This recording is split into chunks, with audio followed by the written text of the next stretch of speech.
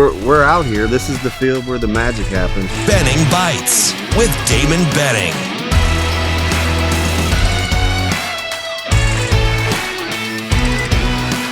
Benning Bites with Damon Benning. It's another episode of Benning Bites. Big week. Really good show recapping a wild week in football, or whether it was college or pro.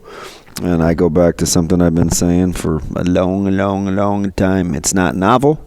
I just like to say it and keep it simple. Winning is hard.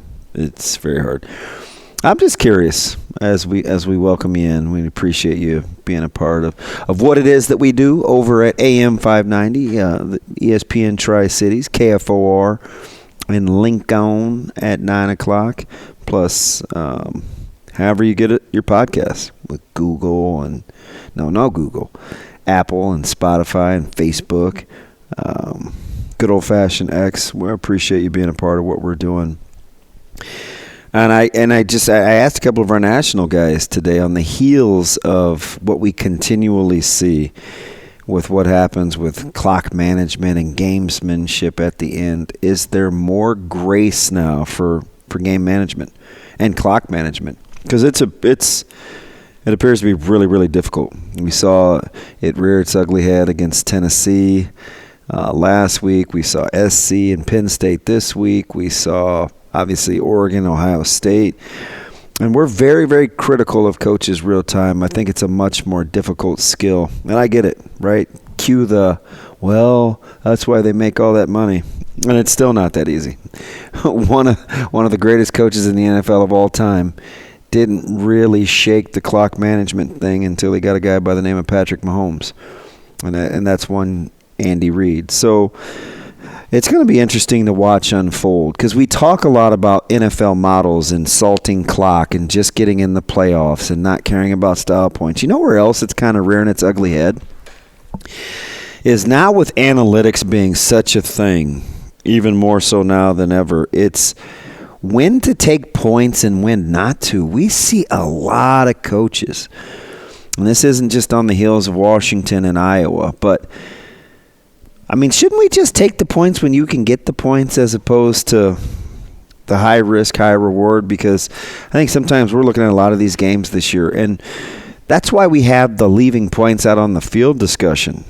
Until we're proficient and efficient in terms of conversion rates and scoring enough, I'm not so sure the analytics are panning out in terms of points left on the field. It's going to be fascinating as we go back and do a deep dive after the 2024 college season. But it just seems like teams should be doing better with generating points than ultimately what ends up happening.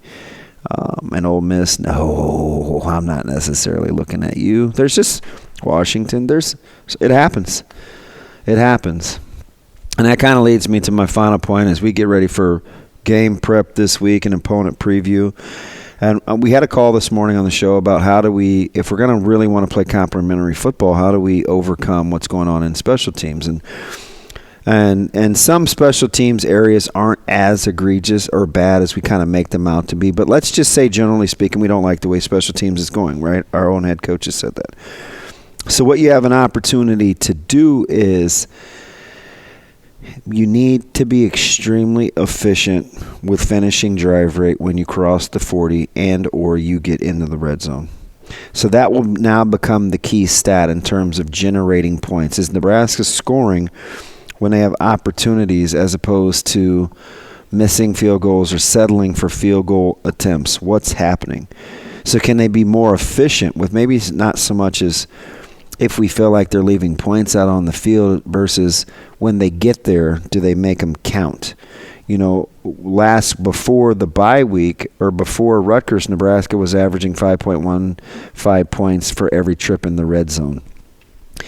Top 10 caliber teams score about 5.6 points roughly, and every trip in the red zone. So how many of those can you get versus how many points are you getting when you get there? You can move that number a fair amount if you're efficient. That's something that we'll keep a pretty close eye on especially with an Indiana team who has been a little bendy, not breaky, right? They're top 10 in both offense and defense.